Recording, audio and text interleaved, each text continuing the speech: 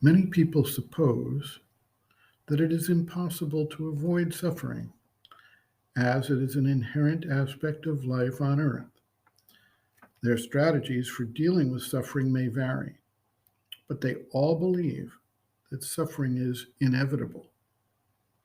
When we consider, therefore, the idea of avoiding suffering, we are either met with a large degree of skepticism about the possibility, or else with imaginary ideas about what this entails. People think that one can be rich, respected, have everything the heart desires, live in a perfect circumstance, and there would not be suffering. Eventually, they find out that these external circumstances do not, in fact, eliminate suffering at all.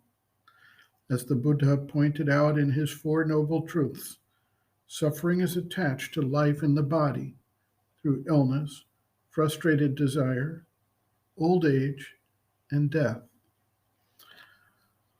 What sages and seers have discovered, however, is that while it is not possible to avoid the fate of the body in life and all forms of external suffering which attend the bodily life, it is possible to remove the subjective suffering.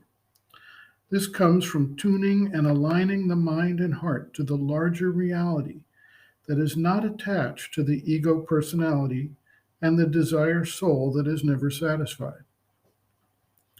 Eventually, the sages have pointed out that the focus of the mind and thought, the filter we apply, and the affinities we accept create the psychological reality we experience. The example of the evil mind found in the Dhammapada is illustrative.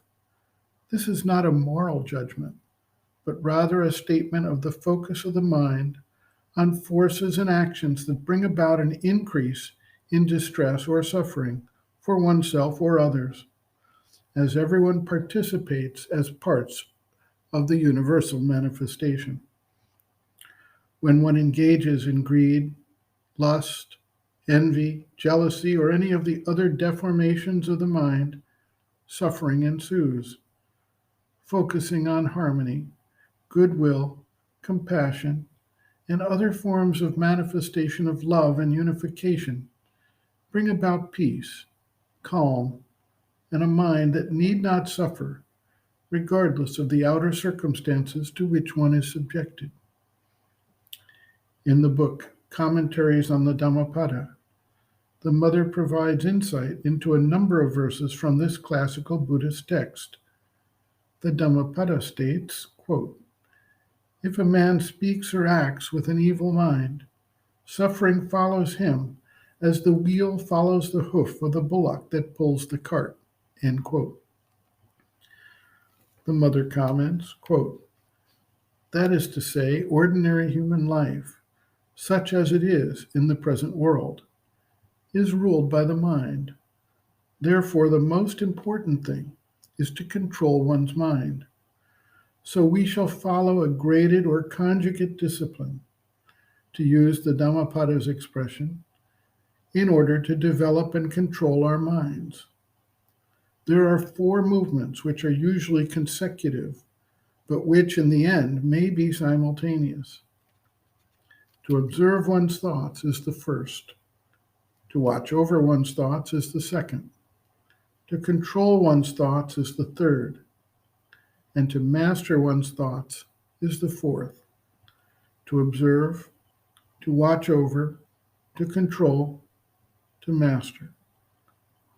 All that to get rid of an evil mind, for we are told that the man who acts or speaks with an evil mind is followed by suffering as closely as the wheel follows the hoof of the bullock that plows or draws the cart." End quote. Reference: Sri Aurobindo and the Mother, Living Within, the Yoga Approach to Psychological Health and Growth, Disturbances of Mind, Unruly and Perturbing Thoughts, pages 35 to 43.